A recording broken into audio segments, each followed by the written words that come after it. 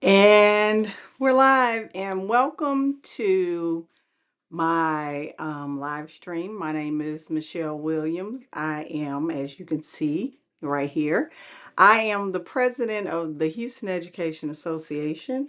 We are, let me pull this up, one of the local teachers' unions in the Houston Independent School District. And I want to say happy Black History Month to you, those that are participating in the Black History Month.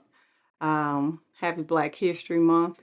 Um, I guess you can say I am my ancestors' wildest dreams because I'm here speaking before you all on things that matter, and I also have an audience. So thank you all for tuning in. Let me find my comment section. So if you have comments, we are live streaming. Hi, hello. Um, we are live streaming on 3 different platforms. I'm currently on X, which, yeah, unfortunately, that's where we started. It used to be Twitter. Hopefully, we can get off of X. Um, and I'm also live streaming on YouTube. If you would like to stay abreast of all things educational politics, follow us and subscribe. Well, like and subscribe to our YouTube channel.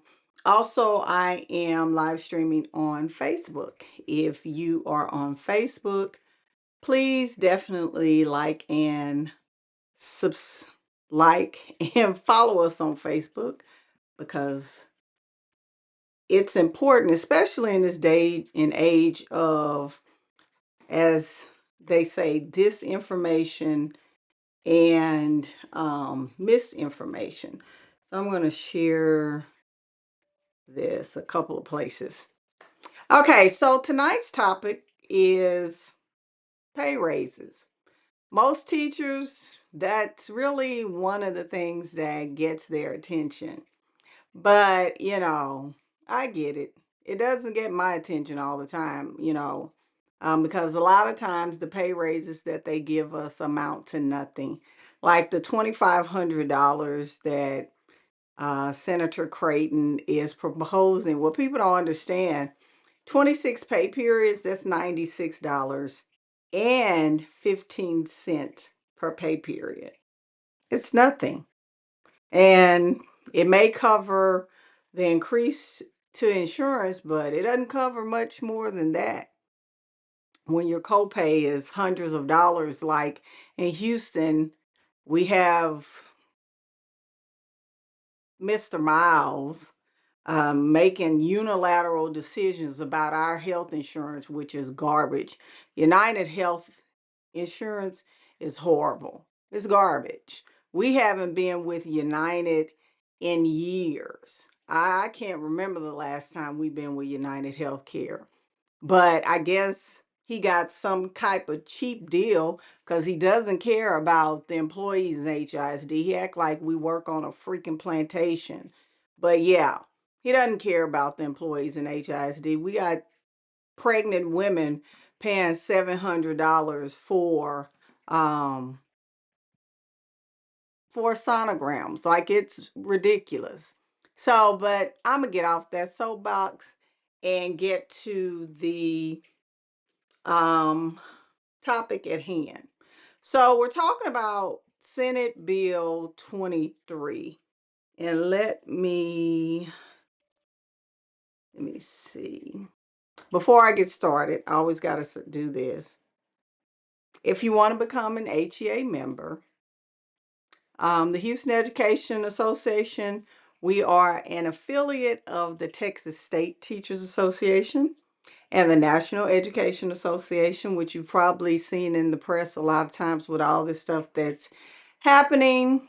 And you can become a member. Even if you're in another part of the state, you can find your school district and become a member of the Texas State Teachers Association and the National Education Association at www.mytsta.org.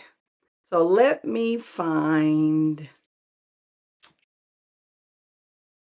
my screen share.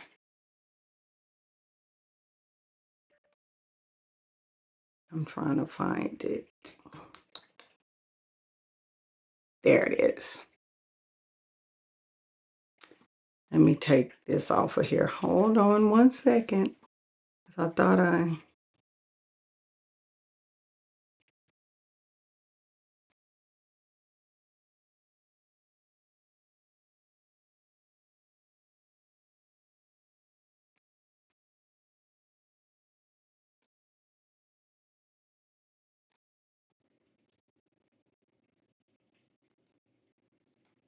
put that back up there. I don't know why that's on there like that, but anyway.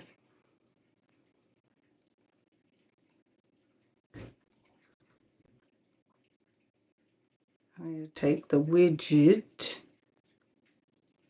Because I don't know why. Okay. I don't know why that widget popped up there. But anyway, here we are. This is Senate Bill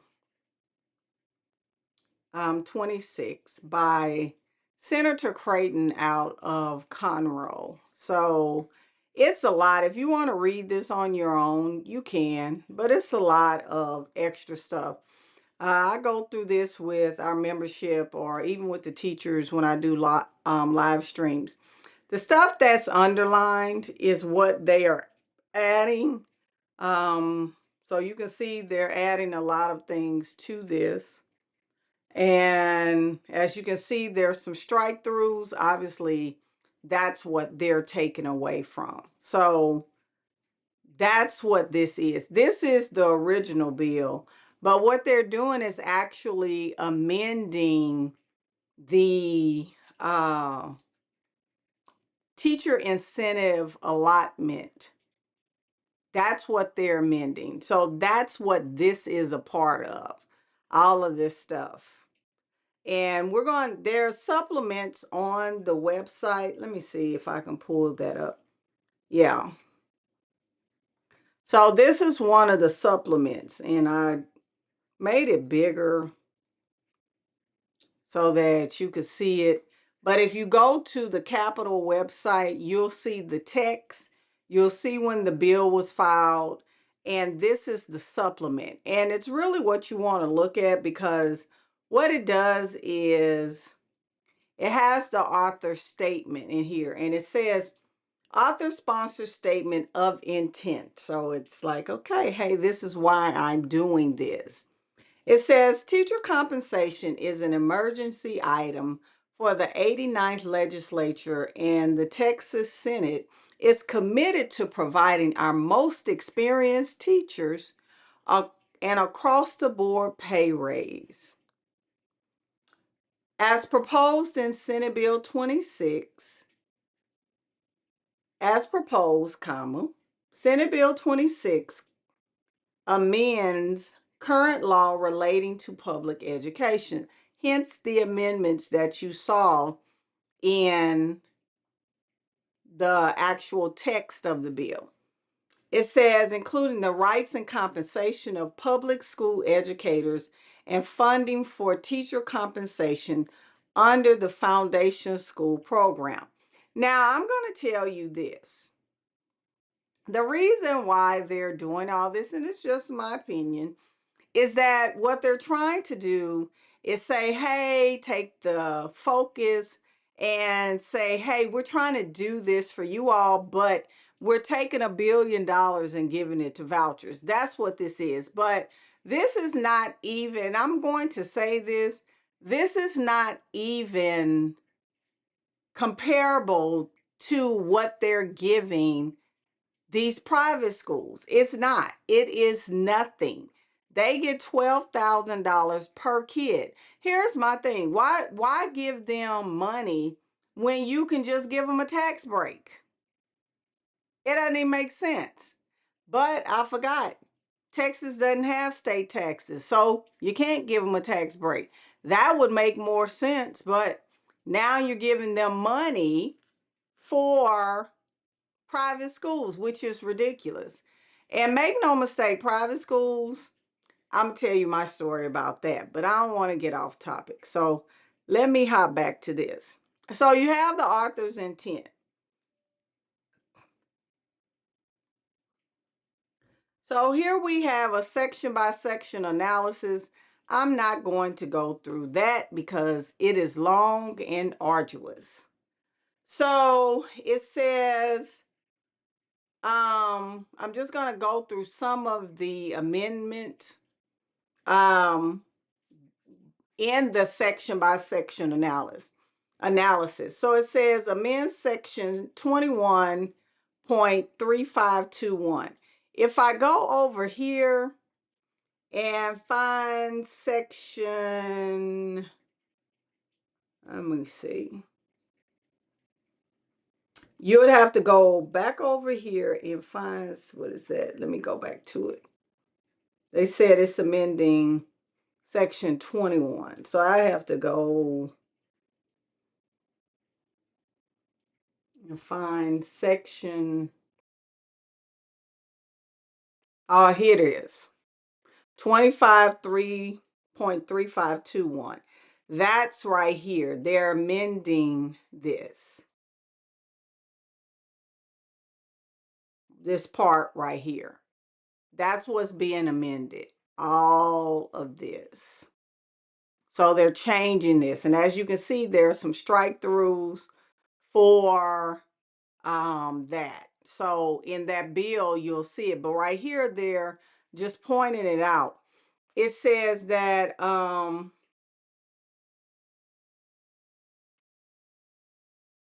talking about national board certification. And I had been hearing that they were getting rid of national board. I'm gonna be honest with you. Maybe that's down in here, but as I was reading over it, I did not see it explicitly stated, but that does not mean that it's not in there. So they're talking about the designation system.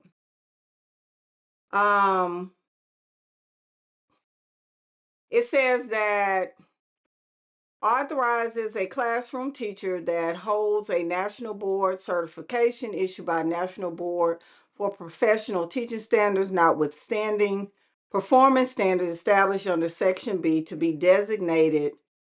And oh, that's what they're talking about. That's here. So they're taking away the designation to be they're saying, oh, you can be nationally board certified, but you can't be recognized, which is the lowest designation that you get. So if you're nationally board certified, they automatically give you the recognized designation because you've gotten a higher certification. So what they're doing is seeking to change that, which I think is ridiculous. It's stupid. That's that part. So they're trying to take that away from teachers. The next one is it requires the commissioner each school year, using criteria developed by the commissioner, to designate an enhanced incentive allotment school by school. Let me see. I can't see that.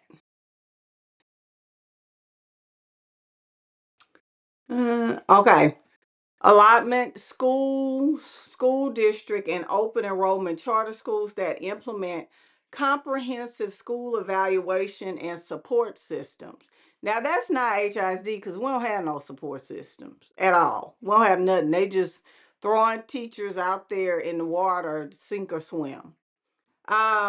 Requires the criteria developed by the commissioner, requires a school district to, for principals and assistant principals, implement strategic evaluation system aligned with the district's school teacher designation system and compensation system based on performance. Ensure that under the district's teacher designation system, substantially all classroom teachers, regardless of grade level or subject area to which the teacher is assigned, are eligible to earn a designation under this subsection.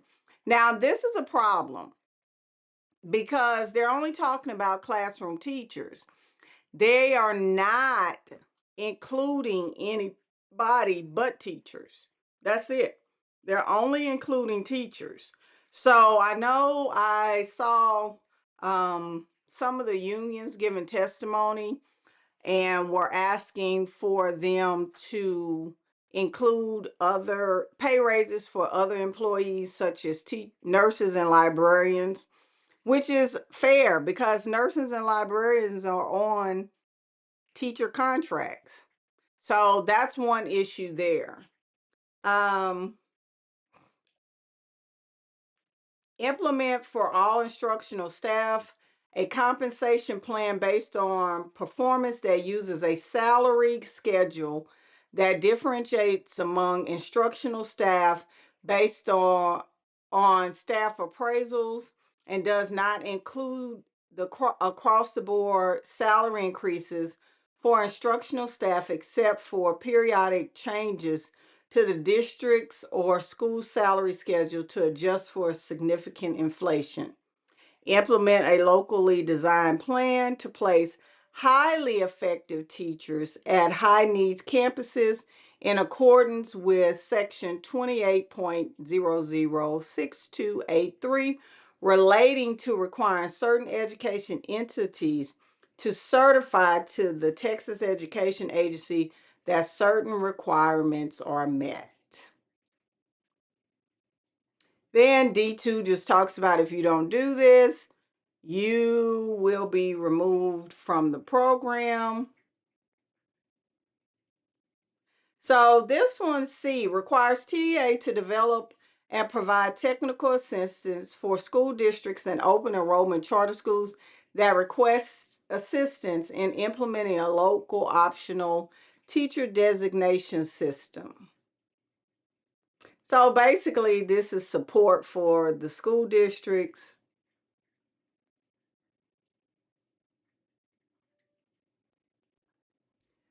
They amended section 2. Well, he's proposing an amending section 2 local option designation system grant program requires TA from funds appropriated or otherwise available for or to establish administer a grant program to provide money and technical assistance to expand implementation of local option teacher designation systems, basically asking them to expand it.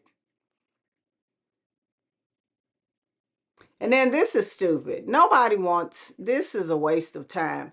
They can delete that. I would never, and I don't recommend any of you all who are teachers that are watching, why would you want liability insurance from a governing body? I tweeted to Senator Creighton. I was like, this doesn't even make sense. This is like asking the DA for a criminal defense attorney. Really? Why would you want that? So no, no, no. Then it says prohibits a school district from interfering with a classroom teacher's access to services provided. So basically, he's saying the school district, they don't care. Anyway,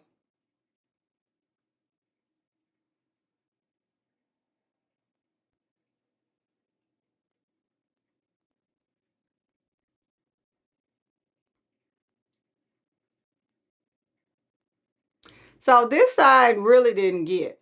Requires a contract entered into by TA to provide services under subsection A to prohibit the entity which TA contracts from using funds received under contract to engage in conduct that a state agent used the appropriated money is prohibited from engaging in chapter 556 political activity. So basically, they putting stipulations on the people. So you really definitely, that I would stay away from. If you're a teacher, let that let that mess sink. Hopefully they'll strike it because I wouldn't buy liability insurance from them. That's crazy. And it's really just a ploy to get teachers not to become a part of the union. But we provide more services than that. I know that TA's not about to go out and um represent you at not one campus. So it just showed this section right here just shows that again, they don't know what unions do.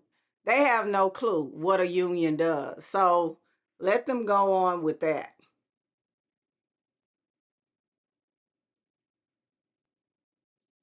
They said this is administrative salary deductions.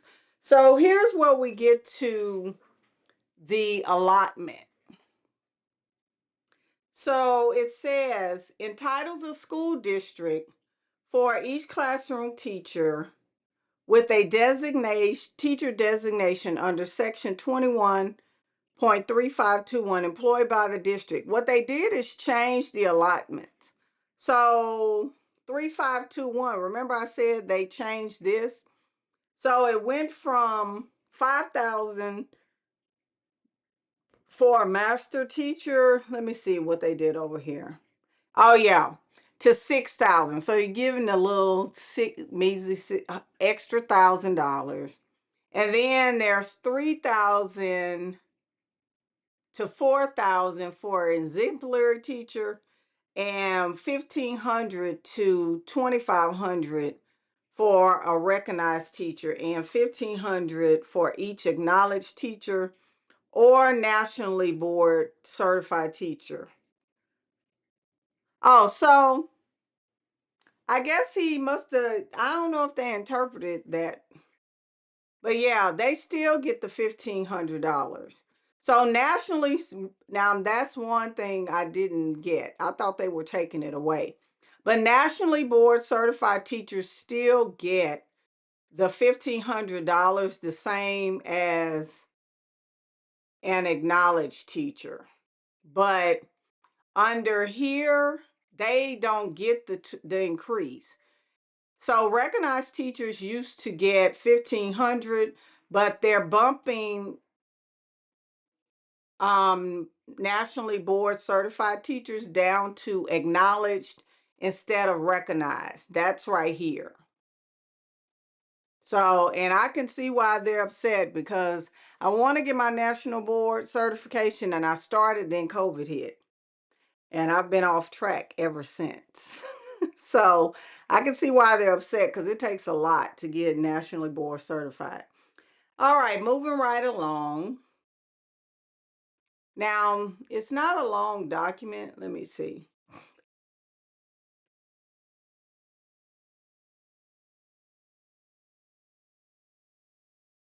Um, this is administrative right here too. Now, this is the allotment.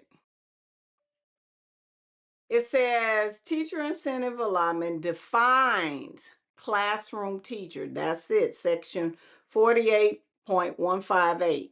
Entitles a school district to an annual allotment for each classroom teacher employed by the district in the school year for which the allotment is provided as follows. Let me highlight it.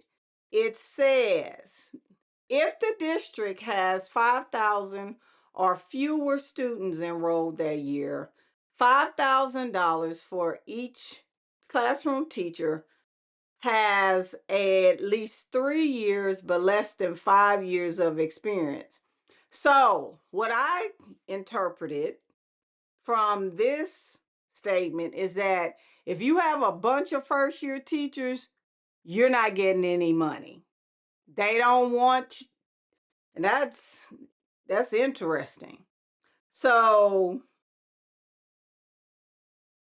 yeah, you got to have at least 3 years of experience to be part of this allotment.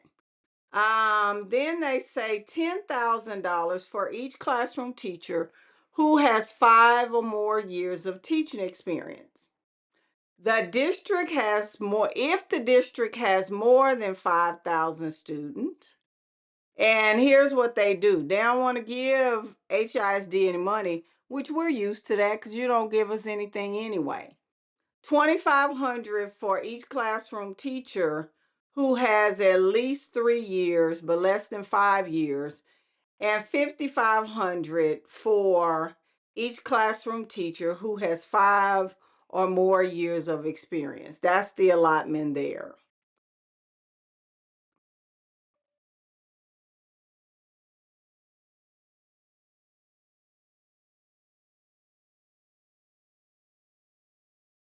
And these are all administrative requirements. So that's House Bill, well, Senate Bill 3, 26.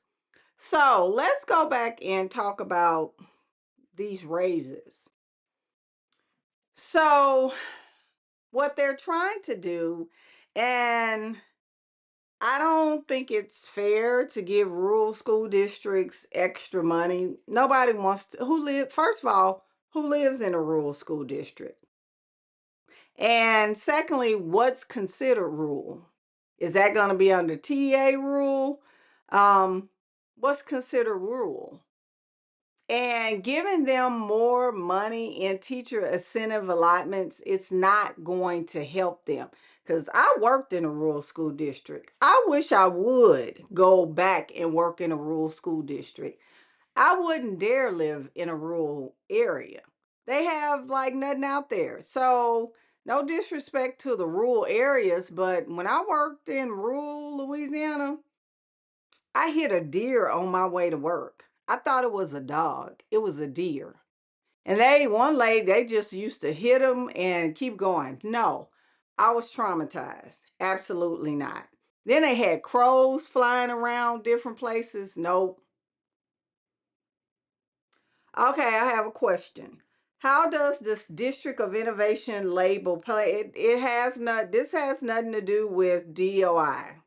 Nothing.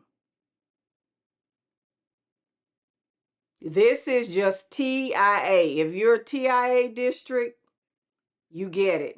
If you're not, you don't get it. And that's it.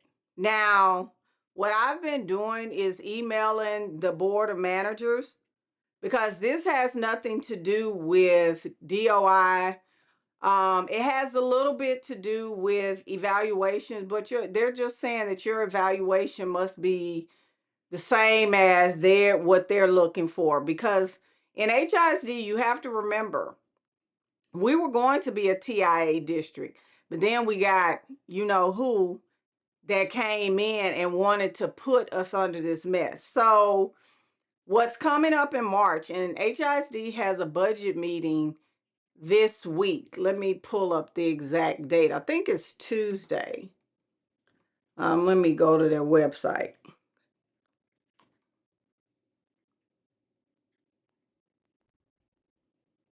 Mm,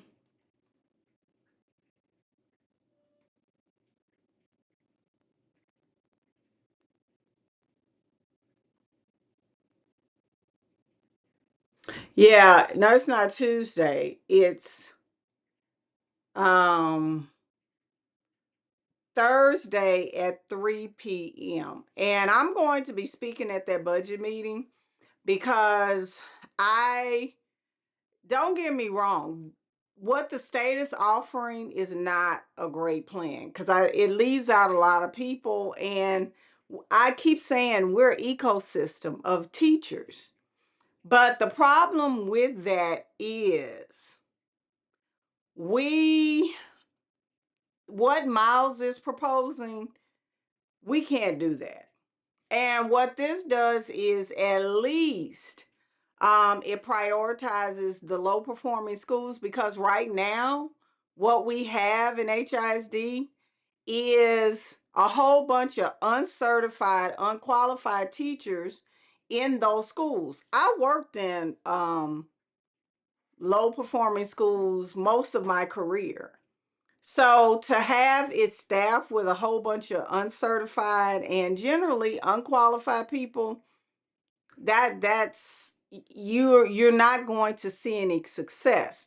And also what the teacher incentive allotment aims to do is to reward districts for recruiting teachers. Currently, what we have in place in HISD, he's just putting any Mary, Susie, or Sonic manager in front of these children, and it's not turning out well. The data that HISD had is the data from HISD's teachers. These people that Miles has brought in, his data is coming. I bet you he won't be touting that because those NAEP scores, I have already proven that those were superintendent houses and his leadership, because the house was there for a year and a half and Mike Miles came in on the end. So those are not his. So those are superintendent houses scores. But, you know, I believe that this is the right route to go. And anyway, these people are not going to be here long term. We don't want any remnants of Mike Miles after he's gone. Let him go wherever he's going.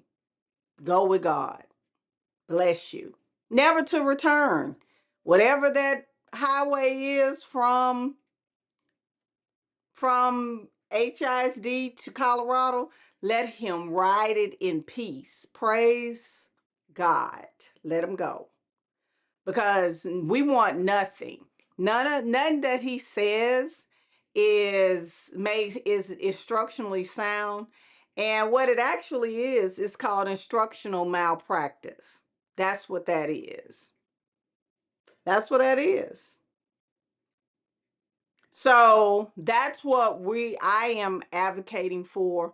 And if you're a teacher in HISD and you plan on being here for the foreseeable future, I understand if you have to go.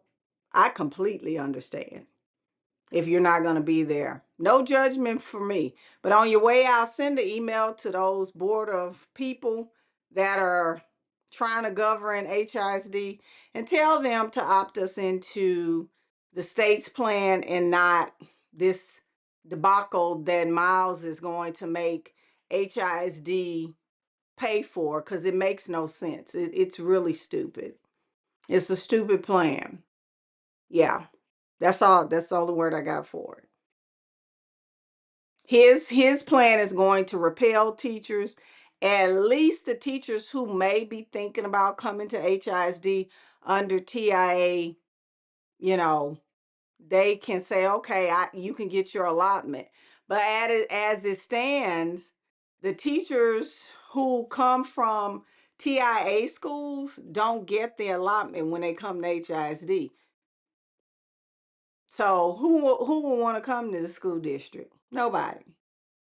Makes no sense. And it puts us vertically with other school district as it relates to teachers transferring. But if you're nationally board certified, why would you come to HISD if you're not going to get your allotment? Makes no sense. And then they make you say that you're going to come back the next year. Like, who does that? The state gives the money. They don't control the money. But that's the update for Senate Bill for teachers.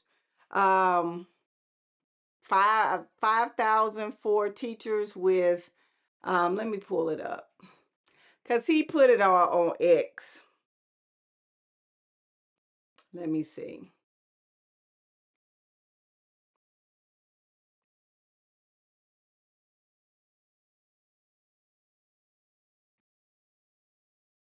And I think let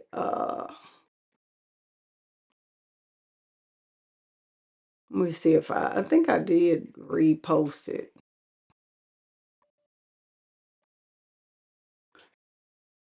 Oh, yes, here it is. Let me.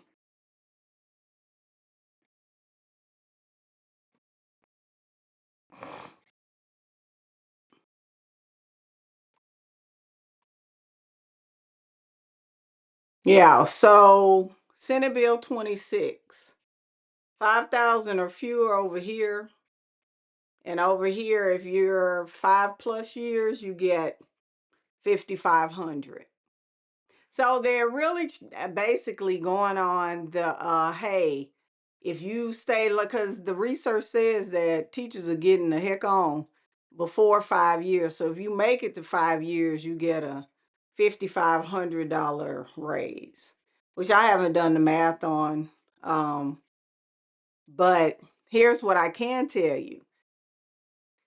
Half of 5,000 is 2,500. So if 2,500 is 96, we can say that that's about $200 extra pay period plus some change, because you got the 500 and then you have to divide that by 26.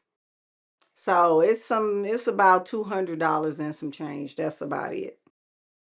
But it's not a lot. It's just not.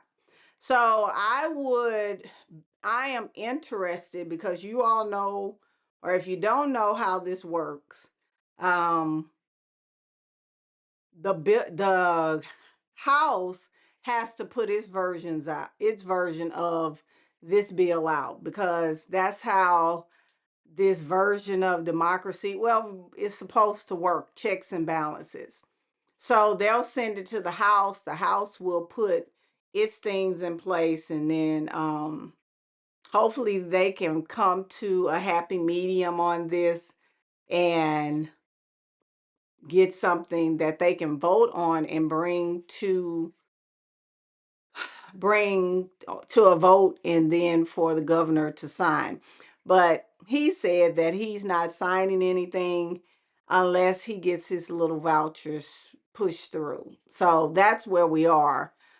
He's pretty much holding public education hostage, which is crazy. But I want to, before I leave, let me go to the YouTube channel.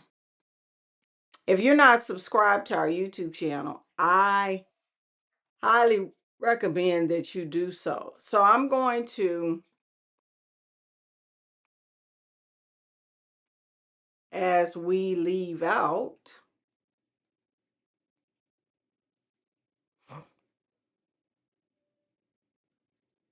let me see.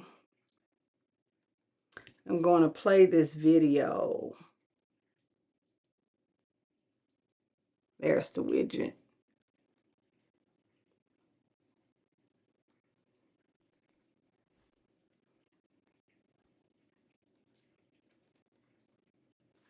Okay, let me change it right quick.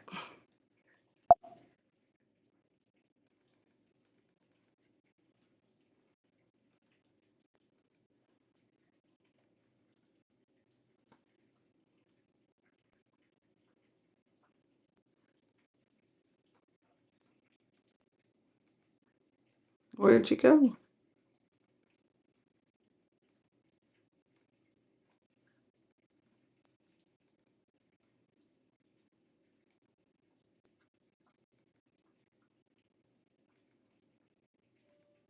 I'm trying to change out the widget so you all can see.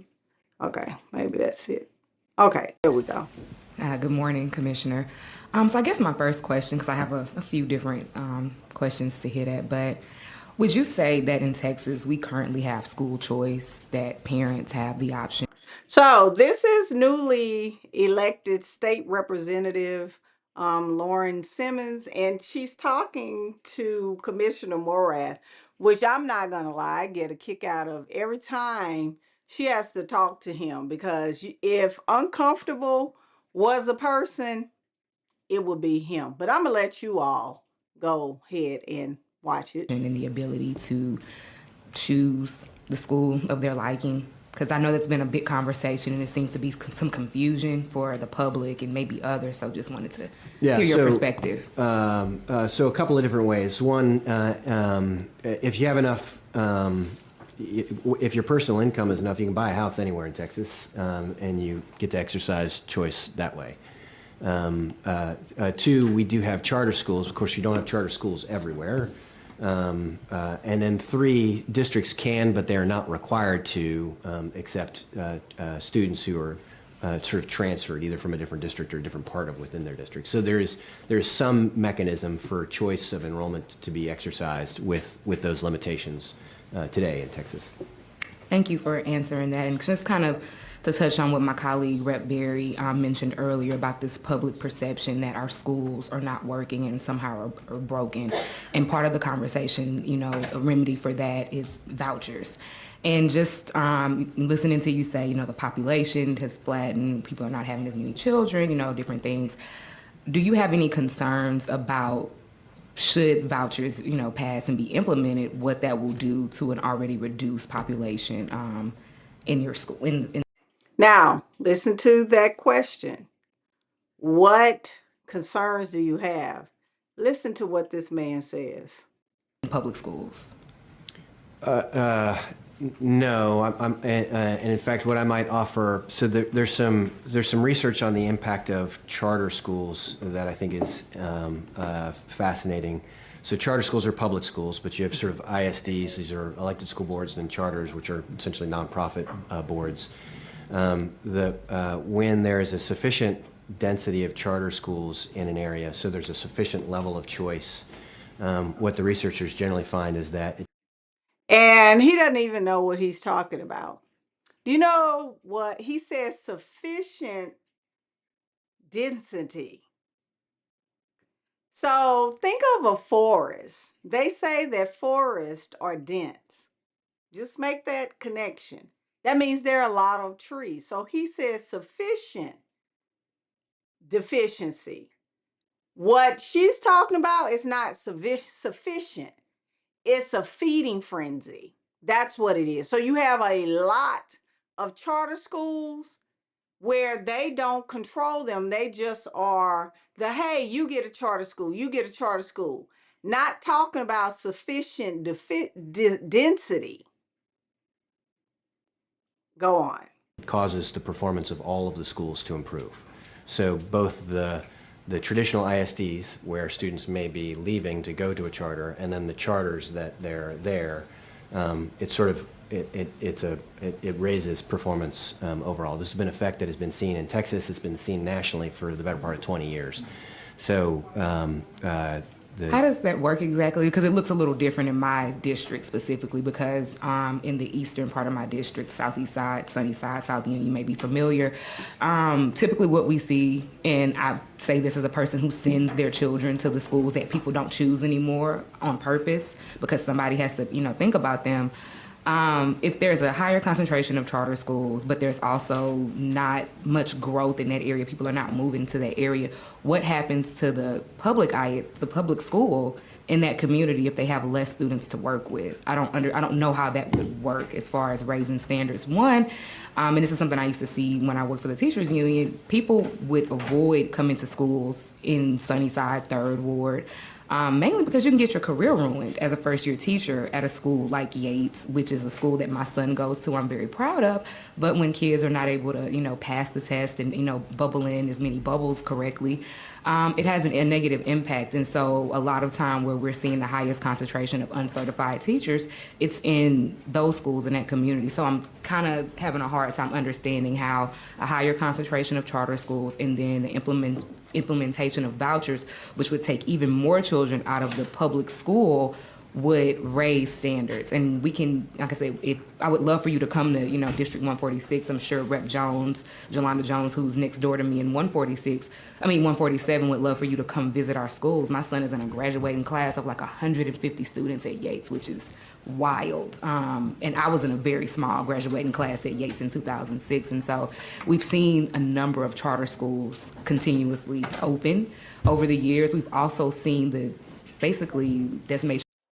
So you see, let's go back to a sufficient density level. This is not what she's talking about. It's just charter schools all over. If you're trying to create, this whole business model of, we're going competition is good, that's not competition. There's not, what it does is it enables parents to school hop. It's not, so that school hopping causes problem in a revolving door for schools. And it's not the same, but Let's go on. Of our feeder pattern. We have closed several elementary schools in Third Ward and in Sunnyside and South Union. I think we're down to one middle school that feeds directly into Yates. And so again, I'm just trying to get an understanding of how those standards are raised. Also, if you say that, and I know that this is still, tied up in the court system, but the new rating system doesn't seem to align because we've had, a burst explosion of charter schools. We are going to maybe push ourselves in a situation that's going to weaken our public schools anymore. And then if that rating system is allowed to stand, all of the schools, for the most part, from what I've seen, and I don't have it all in front of me, they're going to lower ratings. So again, I'm just trying to get a better understanding. I know that, you and I share that mostly our understanding of teaching profession is observational. So I want to figure out what I'm missing here. I don't know that I don't think I fully understand the last part of your question, which was the A through F rating system. It seems like standards, it seems like there's not been an improvement, but over time, and I'm just going to throw out maybe 10 years or so, within our communities where we're seeing our lower income, mostly black and brown communities where we are losing students. I mean, just it's really sad, honestly. And you're saying that based on this research. And so the research is there, but I'm just speaking anecdotally, which is not scientific. It's just my observation that we've had more and more charter schools open. We are potentially, again, going in a direction where we're going to create a system that makes it easier for even more people to leave the public school system. I don't know how the public school in a community survives when there are no students. Are the students that are left behind, that smaller number, are they doing better somehow? Because it seems to me most of those students are in those schools that are left behind in those schools are there, don't really have a choice to go other places. Yeah. Again, I choose to send my children to school in their neighborhood because, again, those kids are going to grow up and still be members of our society. And so I do the best that I can to make sure that. So she's talking about all the things, vouchers, and even with pay raises, the TR, this is funny. And I guess, my thought is that telling a blatant lie is the new fad because the Texas retirement, I guess the manager of the system came out and said, now, mind you, the actuary people, those are all your mathematicians.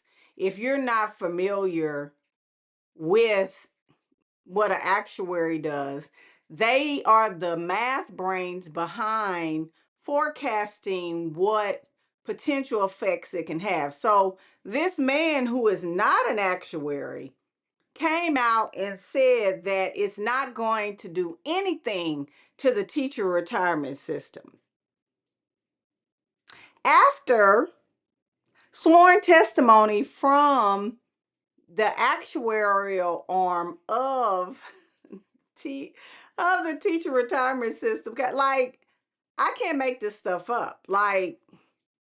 You want us to believe a lie? So what did y'all offer this man to come out and say this? That is ridiculous.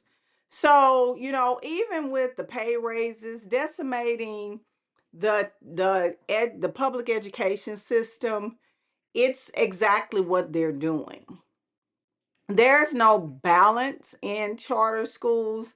Just like in Houston, there's no zoning laws and they want to build on every square foot of land so we can all flood and not be able to be covered because these problems are created by these Texas legislators.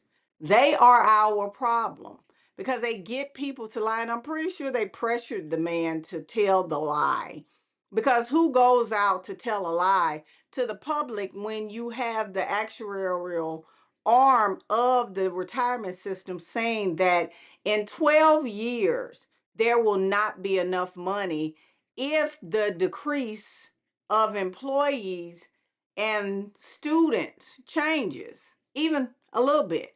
That's what came out. So when we're talking about all these things and the smoke and mirrors, that they are throwing out for teachers. Oh, we support public school teachers. No, you don't. You don't. And I'm not saying the public school in its current form is great. It's not. But the public school system did not do that to the public school system. It's Senator Creighton's. It's all the other state represent Buckley. He's part of the people who have decimated education. All of those people are the people who have contributed to the current state of public education. And now they want to come out after administrators. Now, one thing I can say, for these people who have controlled Texas for 30 years, yeah, administrators, superintendents make too much money for doing nothing. They don't do nothing. I swear to God, they do nothing. And you talking about work, all they do is sit in their offices, tour schools, and tell people what to do. That is it. And you get paid $300,000-$400,000 for that? No. The maximum that a superintendent should make is 200 grand. That is it. This is not some, if the teachers are not making that money, then why should you? You don't do nothing. Administrators, all those people at Hattie Mae, they should not be making that money. They don't do anything. They do nothing but sit around and come up with extra stuff that wastes teachers' time. And that's what you need to mandate. Yeah, and while you're at it, hold the parents accountable. But I'm gonna get off my soapbox. But if you're just joining in, check us out on YouTube. You can find this whole broadcast from the beginning. I am going to sign off. It's 6:57. You all have a great Saturday evening if you're in Houston. I know it's raining and it's cold, but have a great Saturday. If you have any questions, leave them in the comment section on YouTube or Facebook, and I'll be happy to respond to those questions. Thank you for tuning in, and I'll see you all next week because I'm going to do a board recap for the budget meeting. I'll see you all next week in my next live stream. Bye-bye.